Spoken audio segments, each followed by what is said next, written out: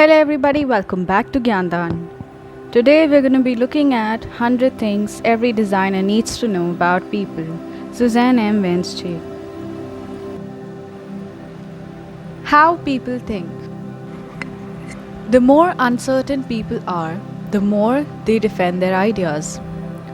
I'm a staunch Apple convert. I wasn't always an Apple fan. I used to be a Windows PC person.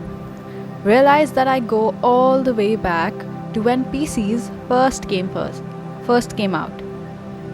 I used to have a marvelous portable PC that ran on a CPM operating system and had count them two, 360 KB, yes, I said KB, kilobytes, floppy disk drives, in other words, no hard drive.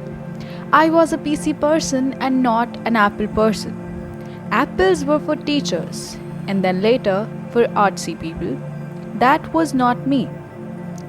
Fast forward to today, and I will be talking on my iPhone while charging my iPod for my afternoon exercise, while transferring a movie to my iPad from my MacBook Pro, which I might decide to watch on my television via Apple TV.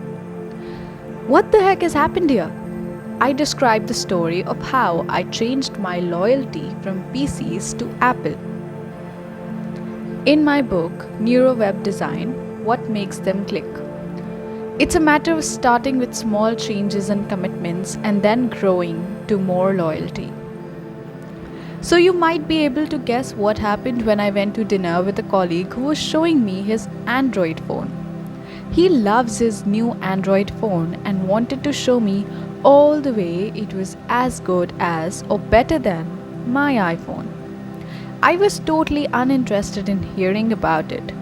I didn't even wanted to look at it. Basically, I didn't wanted to allow it into my brain any information that would conflict my opinion that anything besides an iPhone was even a possibility. I was showing classical symptoms of cognitive dissonance denial. Alter our beliefs or deny the information. In 1956, Leon Festinger wrote a book called When Prophecy Fails. In it, he describes the idea of cognitive dissonance. Cognitive dissonance is the uncomfortable feeling you get when you have two ideas that conflict with each other. You don't like the feeling, so you'll try and get rid of dissonance. There are two main ways you can do that: change your belief or deny one of the ideas. When forced, people will change their beliefs. In the original research on cognitive dissonance, people were forced to defend an opinion that they did not believe. The result was that people tend to change their beliefs to fit the new idea. In new research by Vincent Van Ween 2009, had people argue that fMRI scan experience was pleasant. It's not.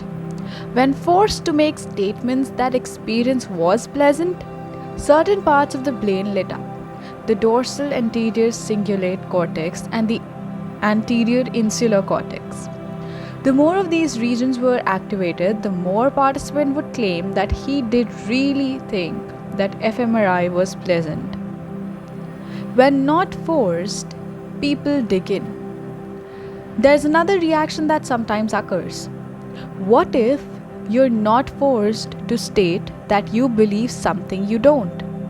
What if instead you're presented with information that opposes your beliefs, but you're not forced to espouse a new belief?